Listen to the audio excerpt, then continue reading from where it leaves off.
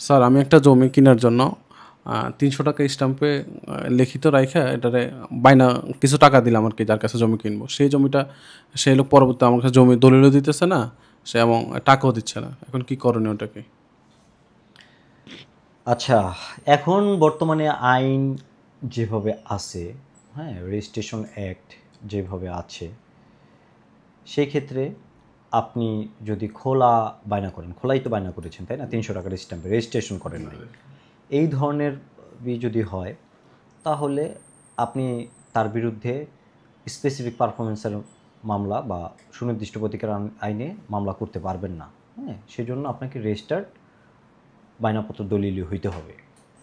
যেহেতু আপনি টাকা দিয়েছেন একটা স্ট্যাম্পের মধ্যে লিখে, হ্যাঁ, এটা একটা প্রমাণ যে আপনি টাকাটা দিয়েছেন।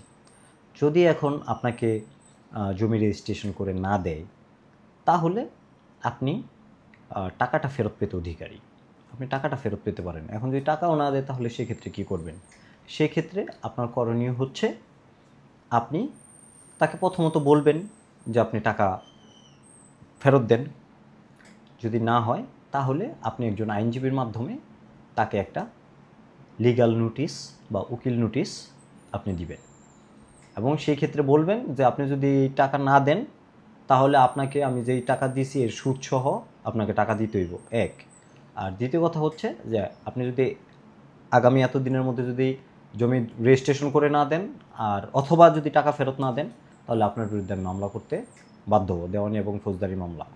তো এই ক্ষেত্রে আপনি পরবর্তীতে সে যদি তারপরও নোটিশ পেয়েও যদি আপনাকে টাকা না দেয়, তখন সেক্ষেত্রে আপনি ওই দলিল দেখে আপনি টাকা ফেরতের জন্য আপনি দেওয়ানি মামলা করতে পারেন। সেটাকে মানি স্যুট বলে, হ্যাঁ, বা মানি মোকদ্দমা বলে, বা অর্থ আদায়ের মোকদ্দমা বলে, সেই মামলা করতে পারেন। এতে হচ্ছে আপনি টাকাটা ফেরত পাবেন, সুদে আসলে টাকা পাবেন।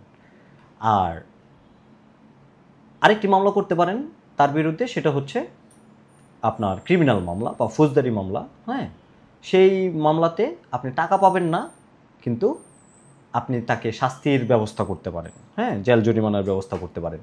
তবে হ্যাঁ, এই যদি আপনি ক্রিমিনাল মামলা মোকদ্দমা করেন, তাহলে সেক্ষেত্রে অনেকেই আছে যে ভয়ে আপনার টাকাটা দিয়ে দেয় বা টাকাটা দিয়ে আপোষ মীমাংসা করে ফেলে।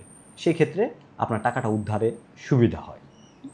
তো আপনি এই পথে আপনি আগাতে পারেন, কিন্তু আপনি জমি পাবেন না। সেই ক্ষেত্রে যদি সে আপোষে যদি আপনাকে জমি রেজিস্ট্রেশন করে না দেয়, তাহলে আপনি জমি পাবেন না, যেহেতু আপনি খোলা বায়না করছেন, এবং খোলা বায়না আহ, আহ, এখন 2004 সালের আইন অনুযায়ী এইটা আর মানে ওইভাবে